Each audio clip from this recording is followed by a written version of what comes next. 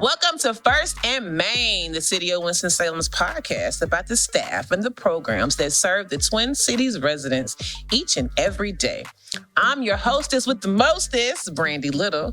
Today, I'm joined by Isabel Coletti from Planning and Development, who works on the Historical Resource Commission and runs the city's Historical Marker Program.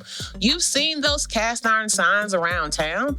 Well, the program behind them has an amazing history, and each one of those markers has its own fascinating story to tell. So stick around. We're about to get into it. All right. Today, we have the pleasure of speaking with Isabel Coletti about a few of the planning and development programs, including the city's Historical Marker Program. Isabel, welcome to First and Main. Thank you. Happy to be here. I'm glad you're happy to be here, girl. It's going to be fun. So, Isabel, can you tell me a little bit about what your job is with the city? So I mostly work in the planning department on the historic preservation side of things. Planning itself does zoning, long-range planning, and they do a lot of public art, but they also do historic preservation, which is where me and my coworker, Michelle, come in. Okay. So, Isabel, can you tell us a little bit about the Historic Resource Commission and the Heritage Neighborhood Program? Yeah, so the Historic Resource Commission is the board that I'm on with Michelle McCullough at the staff level. We have 12 other members. They are head of the Recognition Committee and the Community Engagement Committee that oversees projects such as the Heritage Neighborhood Program. Okay. The Heritage Neighborhood Program is to make sure that we recognize neighborhoods that aren't on the National Register of Historic Places or aren't designated as a local historic district, to make sure that, every neighborhood that contributed to Winston-Salem is recognized for, either cultural significance, historical significance, people maybe that were important in that community.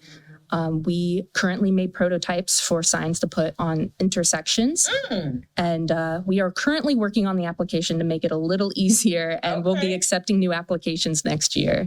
So the Historical Marker Program, I understand it has an interesting history of its own, and a certain individual is behind it all. Can you tell us about it and who started it? So it was started by former Councilwoman Joycelyn Johnson, who represented the East Ward from 1993 to 2009. Unfortunately, she did pass away in 2022. But she wanted to make sure that more hidden histories, things you don't see in your textbook, or you always hear about the Reynolds and the Haynes, who are, important to the city, but making sure that smaller communities and, more hidden histories were recognized. Cool beans. Is there anything that your organization is looking for in particularly right now? So we have, a lot of hidden histories and some bigger histories, but we are lacking a lot of locations or sites or organizations that are associated with women's history or Native American histories. So if anyone has sites or locations or organizations that represent women's or Native American histories or culture, we'd be super grateful if you could send in an application. That's awesome. So where do they go to do that? So you can find the application on the HRC or Forsyth County Historic Resource Commission website, and then you go on to the Historic Recognition Committee, and that will give you forms and kind of a little blurb about the historic marker. But for research, our library is fantastic. Yeah. It has a lot of newspaper archives. You can also access ancestry.com, which gives you census data. In my past research projects, sifting through newspaper articles has been the most helpful.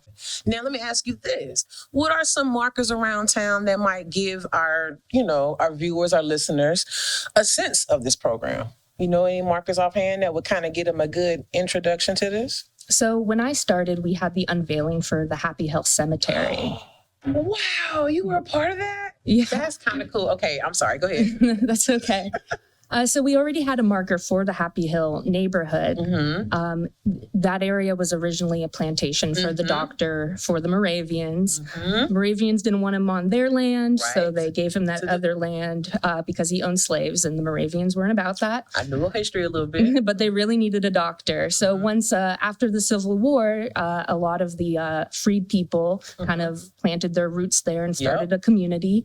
I believe, that was like 1870s. Yeah, 1870s is when the community started. And from like 1890 to 1960s, they started using the cemetery there. Okay. And there's about like 1,500 graves, but only 115 markers left. Yeah, I noticed that the markers are not, there are identifiable graves, but everybody don't have a marker. So I think, it doesn't make up for the fact, but the historic marker really, helps recognize that, we still remember them, and we still remember the community and the founding people of our community.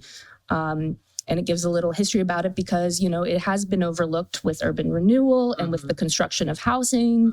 They knocked down a lot of markers. And so this way we can remember, that the cemetery is still there and it still needs protecting. That's great. Well, I read that the program focuses on lost and hidden histories, like you just mentioned. What are the criteria for that? And like, how do listeners know if their idea may qualify for, a historical marker?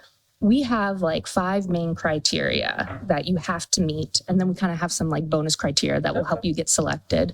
We only select 2 a year. Okay. But I know the major 5 is that it has to be in a public right of way and it has to be seen by the public, and it has to be a location that is not already marked. We want to really emphasize places that aren't like usually recognized. Another one is that like, would a marker be appropriate for this site? And it has to be a like location, building, site, demolished building, or an organization that we're representing. Ooh, sounds kind of heavy. Well, it's probably something that most people can get a part of, right? Yeah, there's a lot of buildings in just the downtown area that have had organizations that we had some sororities and fraternities that, made scholarships for the area.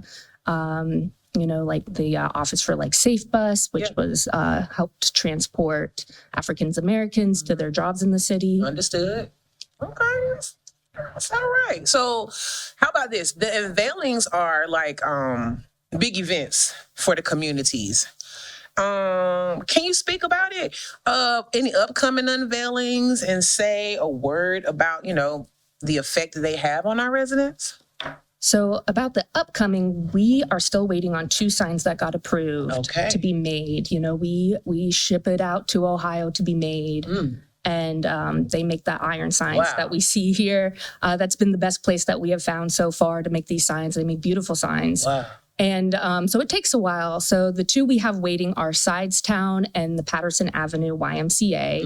The Patterson Avenue YMCA was an African-American YMCA that was started in the 1920s. And Sidestown was an early African-American community near Bethania. Yep. Go ahead, girl. Go ahead. And so we could have marker unveilings by the end of the year, but, it's uncertain until it's made. We have to double check that everything's written all right on the sign, or else they have to completely remake it, which makes us feel so bad. What happens? But I know for the Happy Hill, that was a huge success. It really brought the community together. People were just coming home from work and seeing that, their community was gathered, their neighborhood, and they used it as a place to talk about neighborhood issues, upcoming events, and really address their neighbors about, the struggles they've been through. And it went way beyond just the unveiling and just became, an event for the people there. See, after us having this conversation, I'm sure a bunch of the residents that will be interested in these type of things. So what is like the deadline to apply, or should I say, how can people get started on the process? So the deadline is coming up October 31st. Ooh, happy Halloween. If you don't get it in this year, there's always the next year. And if you don't get selected this year or the next year, you can just keep applying until you wear us down. That's crazy. Well, listen, Isabel, I want to thank you for coming out today. You swam through this interview, girl. You really did. These are great programs for our listening audience and our viewers as well. If you want to learn more about these programs or have a place that you think deserves a marker, go on and check out our show notes for the links to help you get started. Before you click away, don't forget to subscribe, so that you can always get an alert every time we drop a new episode. You can find us on YouTube through cityofws.org or your favorite podcast platforms. Remember, when you search us, look for First and Main Winston-Salem. So until next time, I'm Brandii Little, reminding you that when we work together, Winston-Salem thrives.